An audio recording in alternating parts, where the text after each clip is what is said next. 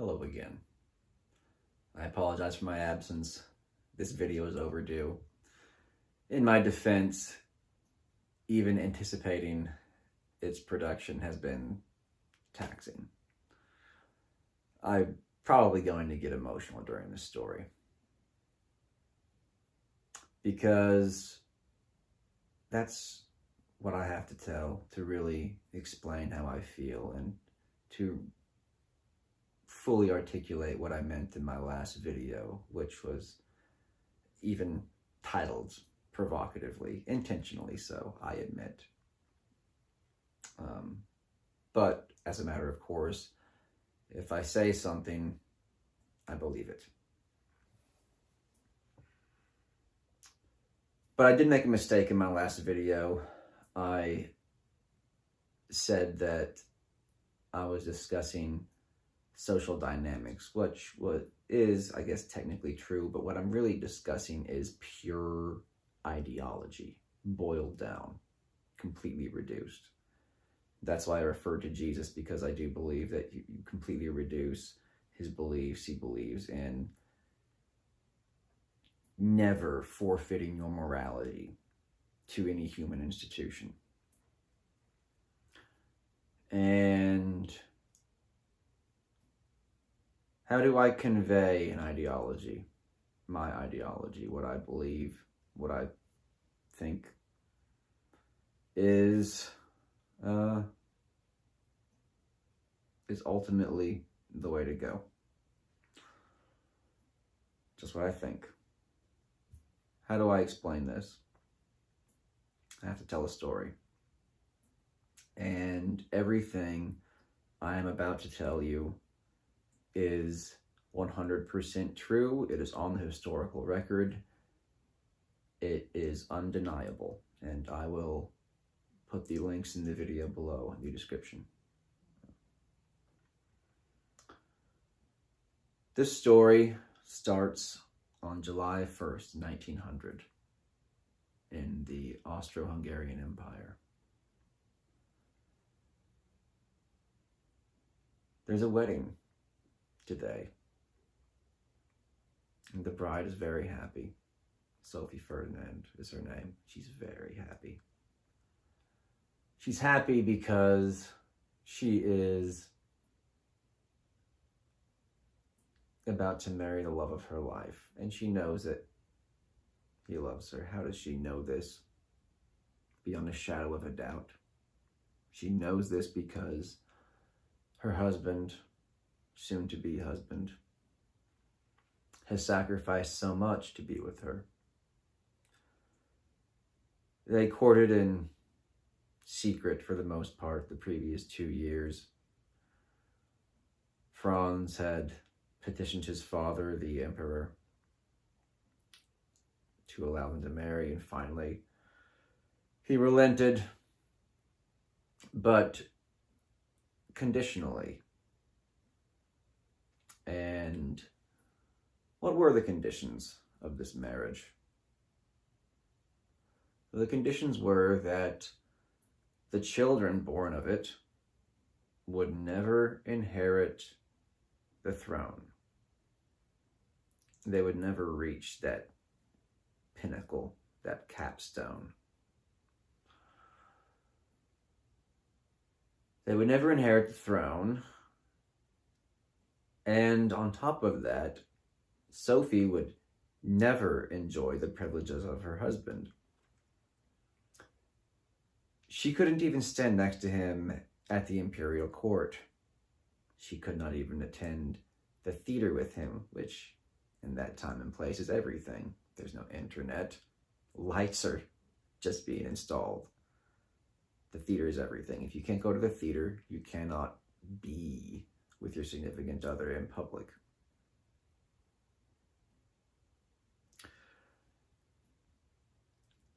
And they live like this for 14 years. But like I said, they're in love.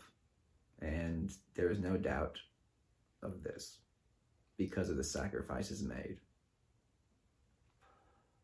But unfortunately, one of the privileges that was accorded to Sophie was that she could accompany her husband on his military functions. He was, as all of the princes were in their respective fiefdoms, he was part of the military, and he was going to Sarajevo in Serbia to almost as an outreach mission, because the Serbs were a bit rambunctious. And on this visit, on June 28th, 1914,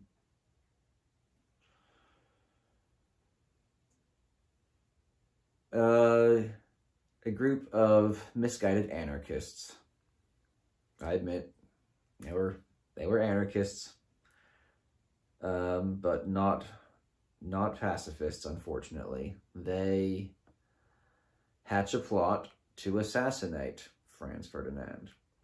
And outside of a sandwich shop in Sarajevo, a 17-year-old named Gavrilo Princip sees them in their open-top limousine. And he gets off a few shots. And he strikes them. And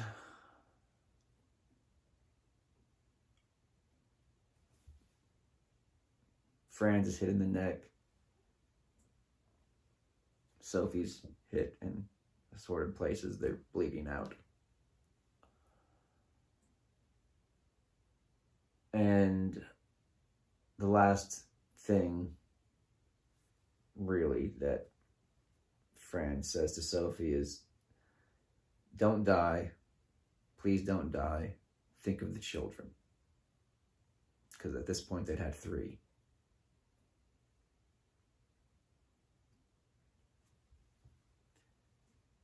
And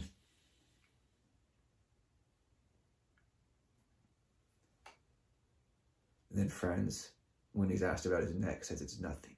It's nothing. It's nothing. And then Franz and Sophie die.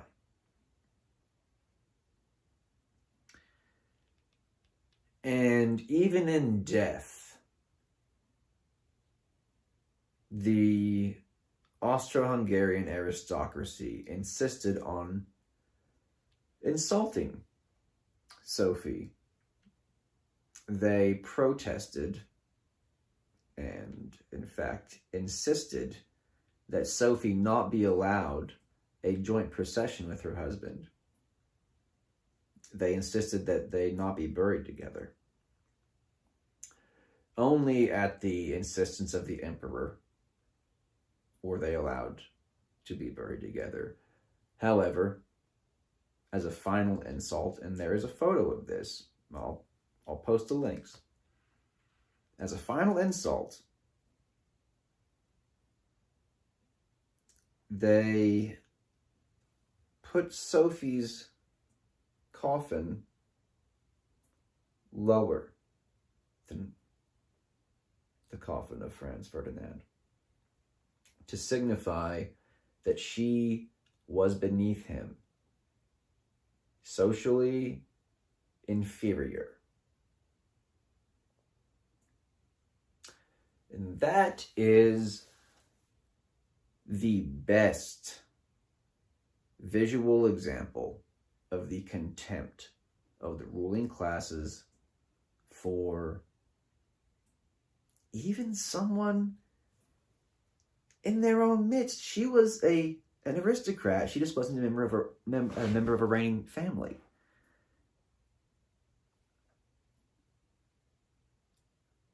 And that in itself is a very tragic story. It's very sad. But what followed and what resulted from this assassination proves that adherence to hierarchy is deadly. It is atrocious. The assassination of Franz Ferdinand and Sophie started off a series of events that, in the vast majority of history books, are claimed to be accidental. These events just happened that way. That's the common knowledge. That's what we are taught. World War I, the deaths of 16 million people. It was just something that happened. That's a complete lie.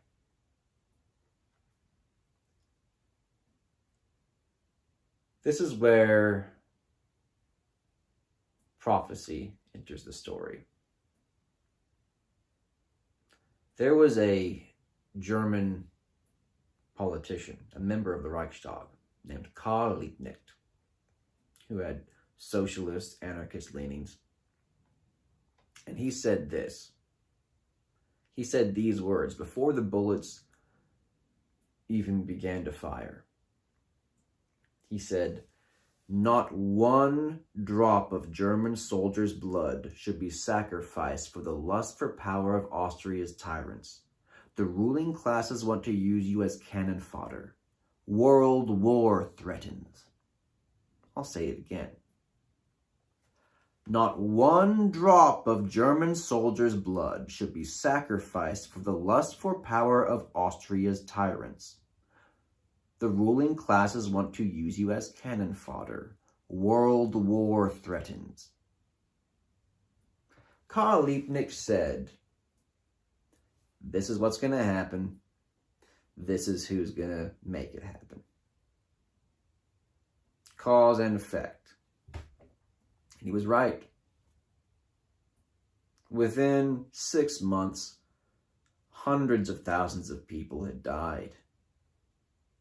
They were just slaughtered. But more than slaughtered, they were, as Karl Liebknecht said, sacrificed. This was an act of mass human sacrifice. The working class, everyday people, dying en masse. And for who? Who were they forfeiting their morality to? And not everyone did. To our credit, to the credit of everyday people, there were mass demonstrations, peace demonstrations in Paris, same in England. And in England, the labor unions called a strike in the armaments factories. They saw it was coming. The people tried to stop it. But the ruling class, as Karl Liebknecht said, was determined to use the people as cannon fodder and sacrifice them. And it came true. And, as happens to most prophets, Karl Liebknecht was killed on January 15th, 1919, after a couple of years of imprisonment during the war for agitating against Germany's involvement. He was killed. He was shot by German Freikorps, who were the precursors to the Sturmabteilung, the SA battalions, and the Schutzstaffel, the SS.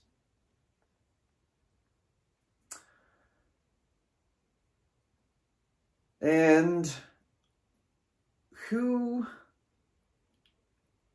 did all of these people abdicate their morality to? Who did they, as I stated in my last video, that, in my opinion, is the greatest example of hierarchy, is to let someone else determine what you do at a basic moral level and impose their will upon you. That's the ultimate example of hierarchy. And in this case, people literally marched into artillery fire. there is no greater example of hierarchy than that being marched into artillery fire. Again, for a class of people who, you're down here, all right?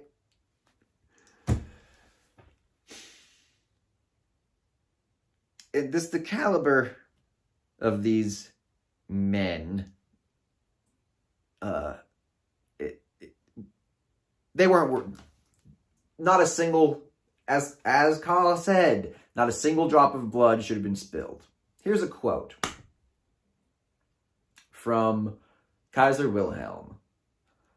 He wrote it in his diary, and he is speaking of his relationship with his cousins, George and Nicky, because all of these people were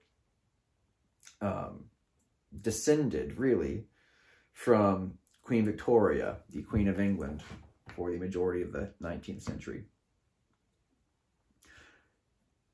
He said this: "To think my cousins George and Nicky should have played me false. If my grandmother Victoria had been alive, she would never have allowed it." 2.8 million Germans died for that man.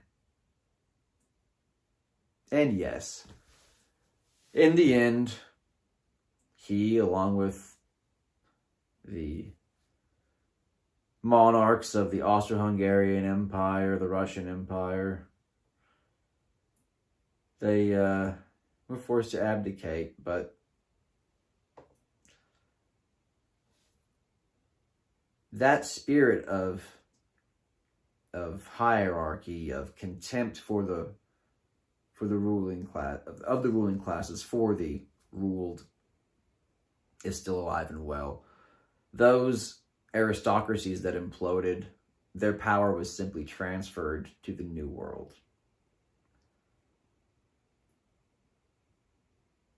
This is what happened. In World War I, 16 million people died.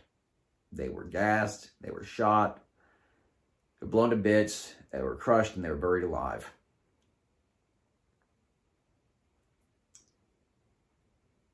And in America, corporate profits tripled, stock prices soared, 42,000 new millionaires were made.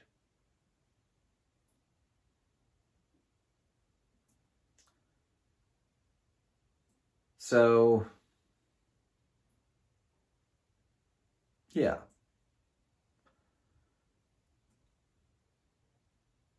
That's where I'm coming from. These ideas might seem kind of disparate, but in essence,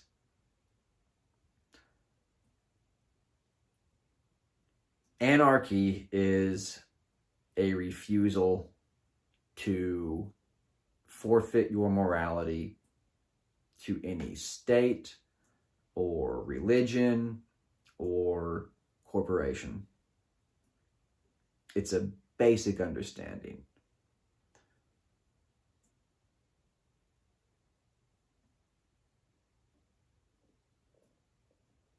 It's one of those things that can only be learned through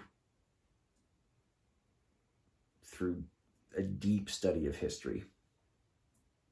I didn't realize that I held a lot of these beliefs until I had dug really deep into early 20th century history. I'll explore some of these concepts further in later videos. I'm going to have to make some lighter stuff,